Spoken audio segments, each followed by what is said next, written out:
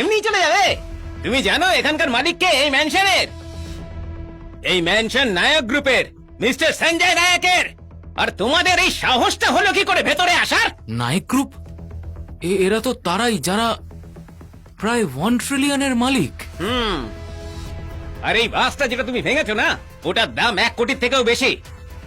এখন তোমরা এটার ক্ষতিপূরণ কি করে দেবে? 1 কোটি? আর ওটা তো ওই ভেঙেছে। হ্যাঁ আমি দেখেছি, ওই ভেঙেছে। আমরা কিছু করিনি। আমরা নিজেরাই দেখেছি, ও ভেঙেছে এটা। একদম ঠিক। ওকে ধরুন। আপনারা মিথ্যে কেন বলছেন? আজ সেই ভাসটা ভাঙেনি। তুই চুপ কর, ঠিক আছে? ওনা তো কি আমরা ভেঙেছি? এই ছেলে, এই যে তুই এটা ভেঙেছিস না, এর ক্ষতিপূরণ দিবিটা কি করে?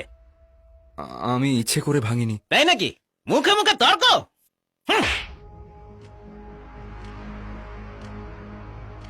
আংশ একজন কুলি, দিন মজুরির কাজ করে একটা গরিব ছেলে, কিভাবে রিকভার করবি তুই এই টাকাটা? যাই হয়ে যাক না কেন, এই পরিবারের লোকগুলো থেকে টাকা উসুল করতে হবে। ম্যানেজার, ও একটা দিন মজুর, আর ওর বাবা মা হলো সুইপার। কি করে দেবে ও এত টাকার ক্ষতিপূরণ? কি?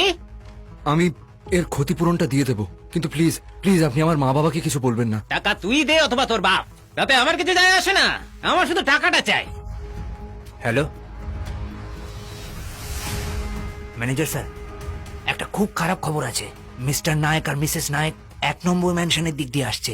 তার সাথে ওনাদের ম্যানেজারও রয়েছে। আমার মনে হচ্ছে নায়ক স্যার এখানে আসছেন কারণ এই বাসের ব্যাপারে উনি সবকিছু জেনে গেছেন।